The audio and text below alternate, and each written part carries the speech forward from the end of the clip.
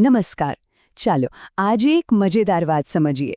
ક્યારેય એવું વિચાર્યું છે કે ઝડપથી ચાલવું અને કોઈ જગ્યાએ ઝડપથી પહોંચી જવું, આ બંને વાતોમાં ખરેખર શું ફરક છે? આજે આપણે ભૌતિક વિજ્ઞાનના આવા જ કેટલાક રસપ્રદ ખ્યાલો એટલે કે ઝડપ અને વેગને એકદમ સરળ ભાષામાં સમજીશું. તો ચાલો શરૂ કરીએ. લાગે છે ને કે આ તો બહુ સહેલો સવાલ છે, પણ સાચું કહું તો એવું નથી. આ એક જ સવાલના જવાબમાં ઝડપ અને વેગ વચ્ચેનો બધો જ ભેદ છુપાયેલો છે. ચાલો આજે આ રહસ્ય પરથી પડદો ઉઠાવીએ. હવે કોઈ વસ્તુની સ્પીડ વિશે વાત કરીએ એ પહેલાં એ તો જાણવું પડે ને કે એ ચાલી પણ રહી છે કે નહીં. તો ચાલો સૌથી પહેલાં ગતિની ભાષાના બે મૂળભૂત શબ્દો સ્થિર અને ગતિમાન એને બરાબર સમજી લઈએ. જરા વિચારો, એક પુસ્તક ટેબલ પર પડ્યું છે, બસ ત્યાં જ છે, કોઈ એને અડે નહીં ત્યાં સુધી. એની આજુબાજુની દિવાલ કે ખુરશીની સરખામણીમાં એનું સ્થાન બિલકુલ નથી બદલાતું. બસ આને જ આપણે ફિઝિક્સમાં કહીએ છીએ સ્થિર અવસ્થા. હવે એનાથી બિલકુલ ઊંધો વિચારો. રસ્તા પરથી જતી એક કાર, એ ઝાડ, ઘર, બીજી ગાડીઓ, આ બધાની સામે સતત પોતાની જગ્યા બદલી રહી છે, બરાબર ને? આ છે ગતિમાન અવસ્થા. એકદમ સરળ.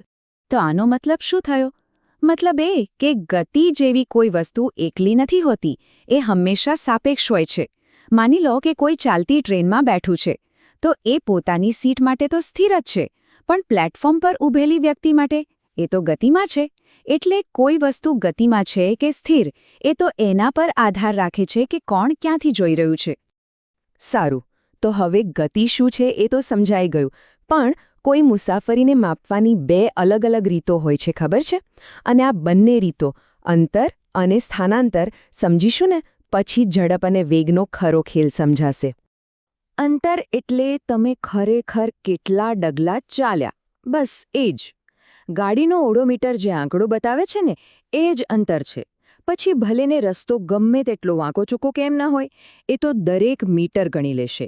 દિશા કઈ છે એનાથી એને કોઈ મતલબ નથી. આ ચિત્રમાં જુઓ તો જરા, આ જે વાંકો ચૂકો રસ્તો દેખાય છે ને, બસ એ જ છે અંતર. અહીંયા આ પદાર્થે કુલ 157 મીટરની મુસાફરી કરી. કેમ? કારણ કે એ આખા રસ્તા પર ચાલીને ગયું છે.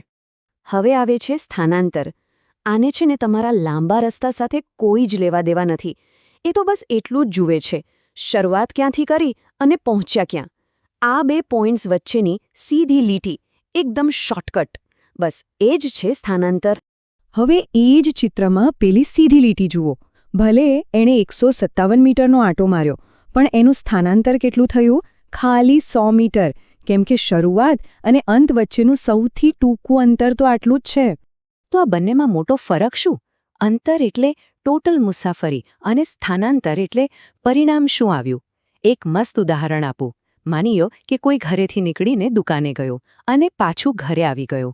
તો અંતર તો ઘણું કાપ્યું, બરાબર, પણ સ્થાનાંતર 0, કેમ કે જ્યાંથી શરૂ કરેલું ત્યાં જ પાછા આવી ગયા. હવે સવાલ એ થાય કે આપણે આ અંતર અને સ્થાનાંતરની માથાકૂટ કેમ કરી? કારણ કે આના પરથી જ ફિઝિક્સના બે મોટા ખ્યાલો બને છે, ઝડપ અને વેગ. ચાલો જોઈએ કે આ બંનેમાં શું જાદુ છે. ઝડપ એટલે કે સ્પીડ. આ બસ એટલું જ કહે છે કે કોઈ વસ્તુ કેટલી ફાસ્ટ જઈ રહી છે. દાખલા તરીકે 50 કિલોમીટર પ્રતિ કલાક. બસ વાટ પૂરી. એ ઉત્તરમાં જાય છે કે દક્ષિણમાં, એનાથી ઝડપને કોઈ ફેર નથી પડતો.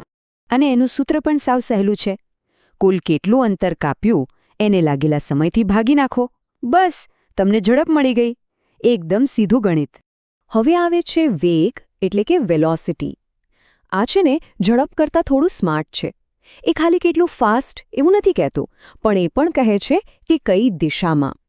60 કિલોમીટર પ્રતિ કલાકની ઝડપ અને 60 કિલોમીટર પ્રતિ કલાક ઉત્તર દિશામાં. આ બંને વાતોમાં જમીન આસમાનનો ફરક છે. અને એ ફરક જ વેગ છે. અને આ રહ્યું વેગનું સૂત્ર. અહીંયા ખાસ ધ્યાન આપજો. અહીં અંતર નથી, સ્થાનાંતર છે. બસ આ એક જ શબ્દનો ફેરફાર ઝડપ અને વેગને સાવ અલગ કરી નાખે છે. ચાલો તો ફટાફટ બધું એકસાથે જોઈ લઈએ. ઝડપ એટલે કેટલી ફાસ્ટ, જે અંતર પર આધાર રાખે છે, અને વેગ એટલે કેટલી ફાસ્ટ અને કઈ દિશામાં, જે સ્થાનાંતર પર આધાર રાખે છે. એક અદિશ બીજો સદિશ આટલું મગજમાં બેસી ગયું ને તો ક્યારેય ભૂલ નહીં પડે. પણ શું જીવનમાં બધું એક જ સરખી ગતિથી ચાલે છે? ના ને. આપણે ગાડી ચલાવીએ ત્યારે સ્પીડ વધારીએ, બ્રેક મારીએ, વળાંક લઈએ. આ દરેક સમયે વેગ બદલાય છે. તો સવાલ એ છે કે જ્યારે વેગ બદલાય ત્યારે શું થાય? જ્યારે પણ વેગમાં કોઈ પણ જાતનો ફેરફાર થાય, પછી ભલે સ્પીડ વધે, ઘટે કે પછી દિશા બદલાય, ત્યારે એક નવી વસ્તુ એન્ટ્રી મારે છે અને એનું નામ છે પ્રવેગ, એટલે કે એક્સલરેશન. અને હા, એક વાત ખાસ યાદ રાખવા જેવી છે. પ્રવેગનો મતલબ ખાલી સ્પીડ વધારવી એવો બિલકુલ નથી થતો. જો તમે બ્રેક મારીને ગાડી ધીમી પાડો છો, એ પણ પ્રવેગ છે. જો તમે ગોળ ગોળ ફરો છો, એ પણ પ્રવેગ છે. કેમ? કારણ કે બંને કેસમાં તમારો વેગ બદલાઈ રહ્યો છે. અને આ સૂત્રથી આપણે માપી શકીએ કે પ્રવેગ કેટલો છે. વેગમાં જે ફેરફાર થયો એને સમયથી ભાગી નાખો. સાવ સરળ ભાષામાં કહીએ તો વેગ કેટલી ઝડપથી બદલાઈ રહ્યો છે એનું માપ એટલે પ્રવેગ. તો બસ, હવે આપણી પાસે ગતિને સમજવા માટેના બધા જ હથિયાર છે: અંતર, સ્થાનાંતર, ઝડપ, વેગ અને પ્રવેગ. ચાલો હવે એ જોઈએ કે વૈજ્ઞાનિકો આ બધાનો ઉપયોગ કરીને ગતિ વિશે ભવિષ્યવાણી કેવી રીતે કરે છે. અરે, આ જોઈને ગભરાવાની જરૂર નથી. આ છે ગતિના પ્રખ્યાત સમીકરણો. દેખાવમાં ભલે અઘરા લાગે, પણ આ બહુ જ પાવરફુલ ટૂલ્સ છે. આ સૂત્રો જ અંતર, વેગ, પ્રવેગ અને સમય આ બધાને એકબીજા સાથે જોડે છે. આનો જ ઉપયોગ કરીને આપણે જાણી શકીએ કે 5 સેકન્ડ પછી રોકેટ ક્યાં હશે કે પછી બોલ કેટલી ઊંચાઈએ જશે. અને હવે જતાં જતાં એક મગજ કસવા માટેનો સવાલ. વિચારો કે એક કાર ગોળ ટ્રેક પર એક જ સરખી સ્પીડે, માની લો કે 60 કિલોમીટર પ્રતિ કલાકની ઝડપે ફરી રહી છે. એની સ્પીડ બિલકુલ નથી બદલાતી. તો સવાલ એ છે કે શું એ કાર પ્રવેગ કરી રહી છે? હા કે ના? જવાબ આપણે અત્યાર સુધી જે પણ શીખ્યા બસ એમાં જ છુપાયેલો છે. જરૂરથી વિચારજો. ચાલો, ફરી મળીશું.